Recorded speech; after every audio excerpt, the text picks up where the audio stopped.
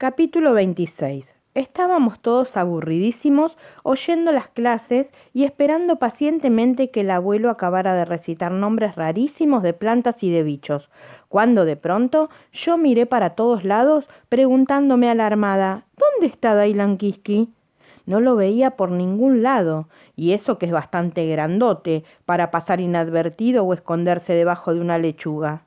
Yo estaba sentada en el pasto como todo el mundo, bostezando, con una boca abierta así de grande, con la clase del abuelo, y empecé a correrme despacito, despacito, para poder escapar en busca de Dailan Kiski antes de que le ocurriera algo grave. Por suerte el abuelo estaba tan entretenido y ocupado en explicar una flor de sapo que no se dio cuenta de que yo me escapaba de su clase. Me arrastré gateando y fui a buscar al bombero, que inmediatamente se puso a mis órdenes sin preguntar de qué se trataba.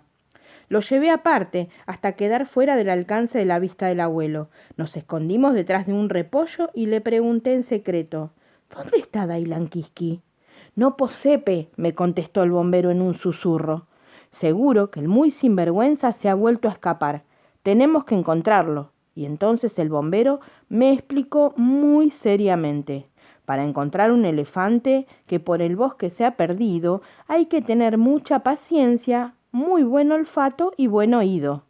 Sí, eso es cierto, le dije, pero además hay que conocer muy bien el terreno, y nosotros nos vamos a perder por este dichoso bosque de Gulubú. Así que es mejor que busquemos al señor enanito Caroso para que nos guíe en la expedición. Pero lo grave del asunto era que el señor Caroso estaba sentado en primera fila en la clase del abuelo, y para llegar hasta él había que atravesar una multitud de gente que estaba calladita y seria como en la escuela. ¿Qué hacemos?, le pregunté al bombero.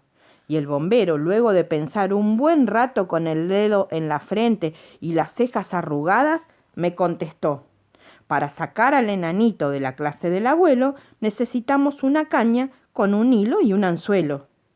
A mí me pareció muy buena idea pescar al señor Caroso sin que el abuelo se diera cuenta, porque si esperábamos que sonara la campana marcando el fin de la clase, estábamos fritos. Las clases del abuelo jamás duran menos de 5 horas. Como por ahí no había cañas, el bombero, con su hacha plateada como la luna, cortó una rama flexible y fuerte. Como no teníamos hilo de pescar, usamos los cordones de las botas. Y como no teníamos anzuelo, usamos un alfiler de gancho que yo tenía prendido en el delantal. En los bosques es cuestión de darse maña, ¿verdad? Entre los dos sujetamos bien la rama. Apuntamos con mucho cuidado y muy buen pulso para pescar justo al enanito y no a otra persona. Miren si llegábamos a pescar a mi tía Clodomira. Y ¡zum! Sin que nadie se diera cuenta, el señor enanito Caroso vino por el aire enganchado en el alfiler que estaba atado con los cordones que estaban atados en la rama, y aterrizó sanito y salvo junto a nosotros. Y allí armó una gritería espantosa detrás del repollo. Estaba muerto de furia y decía palabras tremendas como San Piolín, patatip y tambapatán. El bombero lo amordazó con su pañuelo para que el abuelo no se diera cuenta de que le habíamos pescado un alumno sin permiso. Y así amordazado le hizo upa y entre los dos lo llevamos a un lugar más apartado, esta vez detrás de un zapallo. El señor Caroso seguía protestando, pataleando y manoteando. Disculpe, señor enanito, le dije, perdone que lo hayamos sacado de la clase donde usted estaba tan entretenido. ¡Qué entretenido ni 8 cuartos!, dijo el enanito. Estaba más aburrido que una mosca. ¿Y entonces por qué rezonga tanto?, le pregunté. No rezongo porque me pescaron, rezongo porque era un lindo paseo por el aire en caña de pescar y me bajaron enseguidita. Ah, si es por eso, le dije amablemente, lo pescamos otra vez para que se divierta. Y dicho y hecho, le enganchamos en la camiseta el alfiler de gancho que estaba atado al cordón que estaba atado a la rama y lo revoleamos por el aire de aquí para allá y de aquí para allá durante un buen rato. Y el señor Minujín se amacaba contentísimo, muerto de risa y de felicidad, porque el airecito le hacía cosquillas. hasta que al bombero se le cansaron los brazos y volvió a depositarlo sobre el zapallo. ¡Más, más, más!, chillaba el señor Caroso, pero yo me arrodillé y le dije muy seriamente: no, señor, más tarde. Lo amacaremos todo lo que usted quiera, pero ahora sepa que lo hemos pescado y traído hasta aquí para que nos ayude en una seria y peligrosa expedición, y no para estar en jarana. ¿Qué sucede?, preguntó muy alarmado. Sucede que se nos ha perdido Dailan Kiski, y como usted y nadie más que usted conoce todos los recovecos de este bosque, tiene que guiarnos para encontrarlo. ¿Y para qué lo quieren?, preguntó peinándose la barba con el meñique. ¿Puede quedarse a vivir en el bosque? No, señor. Dailan Kiski es mío y tengo que llevarlo de vuelta a casa. Por otra parte, si se queda aquí, cualquier día que a usted se le ocurra planchar el bosque, seguro que Dailan Kiski muere aplastado por un árbol. ¿Y saben qué me respondió el enanito? Cuando termine la clase del abuelo, nos iremos todos a mi casa a tomar chocolate en tacitas de porcelana. Después se verá. Pero es tarde, insistí haciendo pucheros, y a Dailan Kiski puede ocurrirle alguna desgracia. Supisiche, dijo al fin. Y nos internamos en el bosque, los tres de la manito, el bombero, el señor Caroso y yo. Capítulo 27. Caminábamos en silencio cuando de pronto el señor enanito se detuvo en seco y golpeó el suelo con el taco así. Toc, toc, toc. ¿Qué hará?, pensé yo, y al rato se oyó desde el suelo una voz finita que decía: «Buenas tardes, señor enanito Caroso de mi corazón». Yo no podía distinguir de dónde venía la voz, aunque me parecía que andaba cerca de mi zapatilla, pero como ya estaba oscureciendo, no distinguía bien lo que pasaba en el suelo.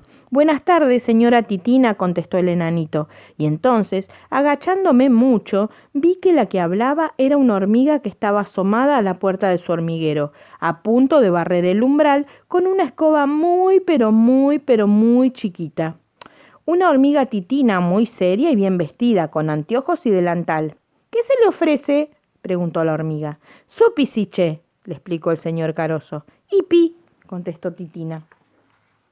«Dígame, señora hormiga, por casualidad, ¿no ha visto pasar por aquí a un elefante?» «¿Un qué?», preguntó Titina. «Un elefante», aclaré yo impaciente. «¿Y eso qué es?», preguntó la hormiga muy curiosa. Y entonces traté de explicarle. Un elefante es un animalote enorme con 4 patotas y una trompa, y 2 colmillos y una colita. «¿Usa sombrero?», me interrumpió Titina. «No, usa 2 orejotas, nada más». «Entonces no lo vi», me contestó Titina secamente. «Bueno, perdone la molestia y gracias igual», le dijo el señor Caroso, y después de hacerle una gran reverencia, volvió a ponerse en marcha, y nosotros lo seguimos, siempre de la manito, sintiendo clavada en nuestros talones la mirada curiosa de Titina. Era casi de noche y teníamos un poco de miedo. Seguimos andando un buen rato cuando de pronto ¡zápate! El señor Caroso se detuvo bruscamente y por suerte el bombero y yo conseguimos mantener el equilibrio, porque si no nos caemos de cabeza en un charco. El señor enanito llamó chapaleando el agua con la punta del zapatón así. Plaf, plaf, plif. Y al rato oímos una voz que contestaba: ¡ja, ja! «Buenas tardes, señora rana», dijo el señorcito, y la rana le contestó: «Ja, ja». La molestamos para preguntarle si por casualidad no ha visto pasar por aquí a un elefante, y la rana le contestó: «Ja, ja». Convencidos de que la pobre rana se había vuelto loca de tanto chapotear en el charco, no le preguntamos más y luego de saludarla con el zapato, seguimos viaje. «Queda otra persona más para informarnos», dijo el señor Caroso. «Pero a esta hora todo el mundo debe estar durmiendo, o casi», le comenté. «No, señor», me contestó. «Hay alguien que está despierto toda la noche, canta que te canta, y a ese alguien le vamos a preguntar por Dailan Kiski». «Supisiche», añadió, cosa que me tranquilizó mucho. Llegamos por fin a la casa de este personaje, que era el famoso Grillo Canuto. Estaba cantando una samba que acababa de componer y que tenía por título Cri cri, cri cri cri cri cri, cri cri cri cri cri cri cri cri. no podíamos interrumpirlo en lo mejor del concierto, de modo que tuvimos que esperar un buen rato, porque la samba era muy larga. Cuando terminó, saludó y los tres aplaudimos muy fuerte, cosa que el grillo le encantó, como se podrán imaginar, porque no sé por qué será, nadie aplaude a los grillos cuando termina de cantar. ¿O será porque nunca terminan?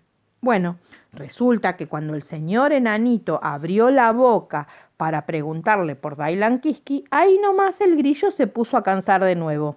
Esta vez una chacarera que acababa de componer y que te tenía también por título Chiquitiqui, cri cri, cri chi, requete, cri cri, cri cri y cri, y que quería hacérnoslas oír para ver si nos gustaba.